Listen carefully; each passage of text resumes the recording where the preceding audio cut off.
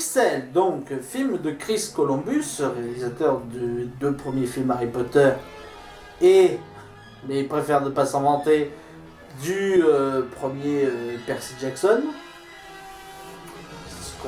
C'est un petit peu en ça qu'il oublie un petit peu de se présenter, le monsieur.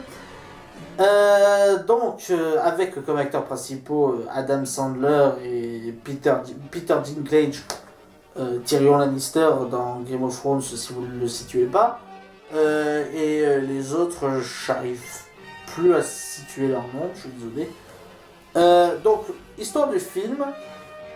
Dans les années 80, on ouvre les tournois de jeux vidéo sur arcade et on envoie une cassette contenant des extraits de jeux vidéo de la carte dans l'espace en espérant qu'il y ait un contact extraterrestre. Le problème, c'est que les extraterrestres qui réceptionnent la cassette prennent ça pour un message de guerre et donc décident d'attaquer la Terre avec des règles et des références de jeux vidéo.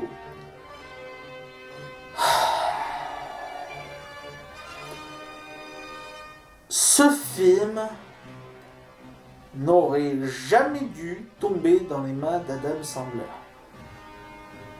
C'est à partir du moment où il s'est mêlé du scénario et à partir du moment où il a commencé à produire, ça sentait la merde direct.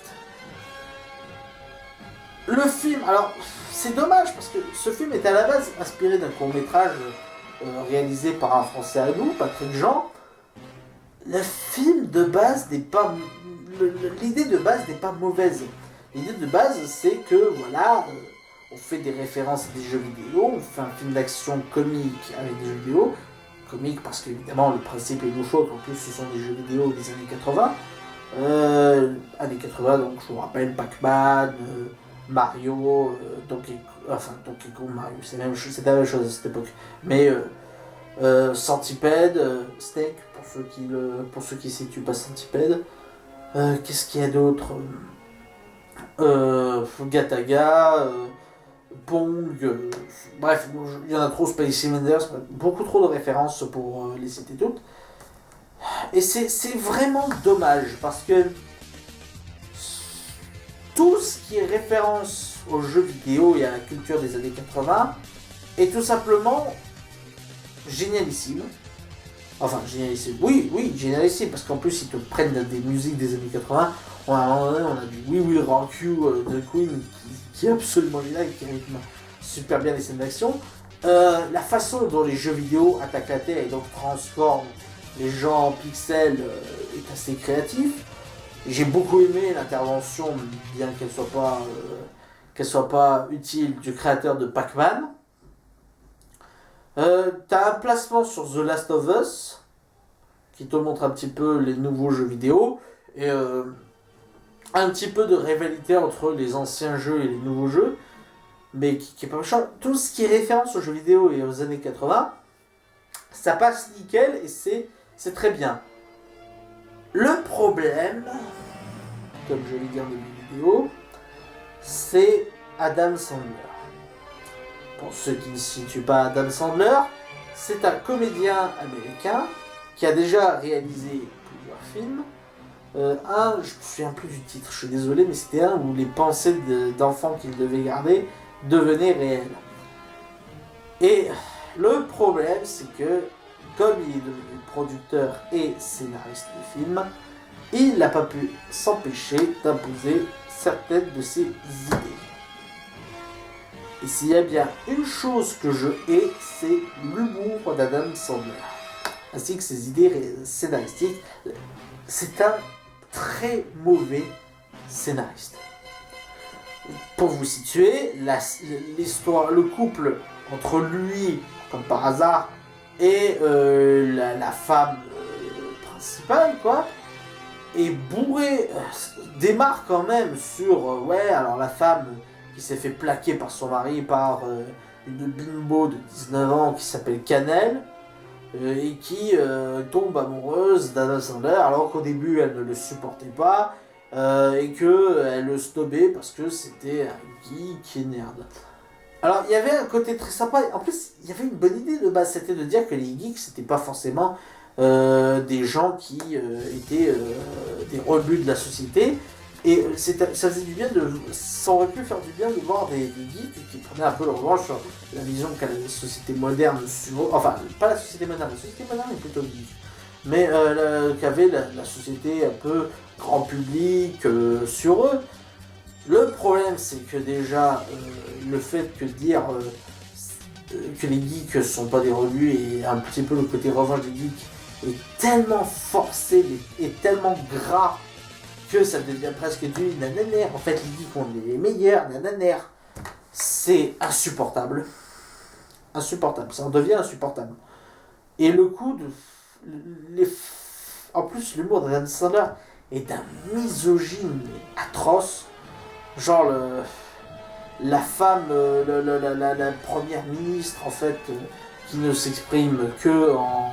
La première ministre d'Angleterre, elle ne s'exprime qu'avec des tons un peu moyenâgeux, parce que c'est l'Angleterre, tu vois, alors c'est moyenâgeux et tout, lol. Le coup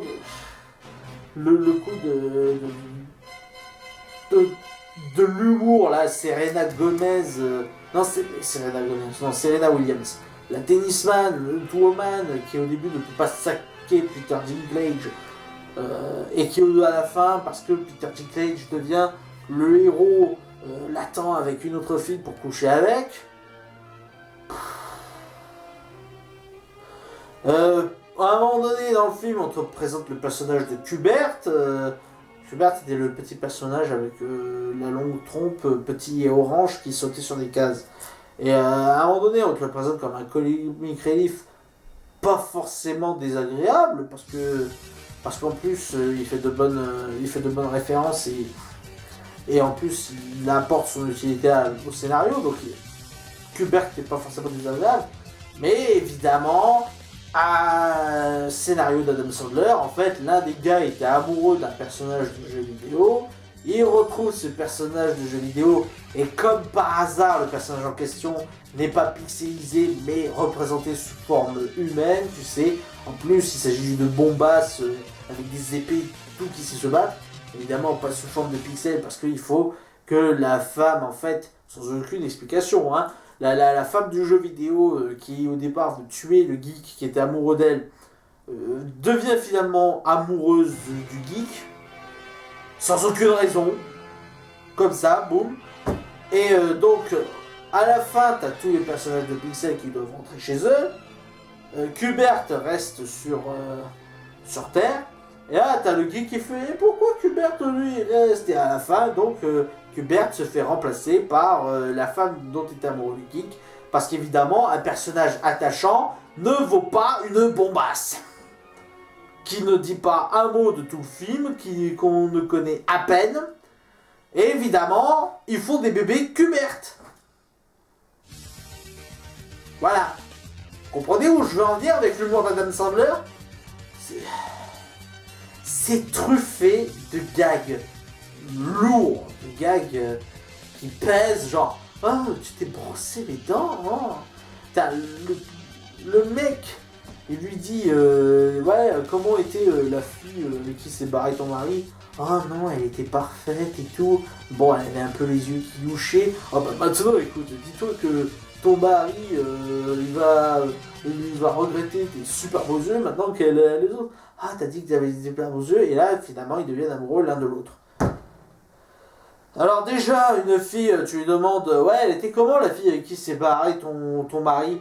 Je pense qu'elle te claque une, ou qu'elle a pas envie d'en parler. Elle le prend pas à la rigolade, en tout cas. Et le coup de « Ah, tu m'as dit j'avais de super beaux yeux, ah, je deviens amoureuse de toi. »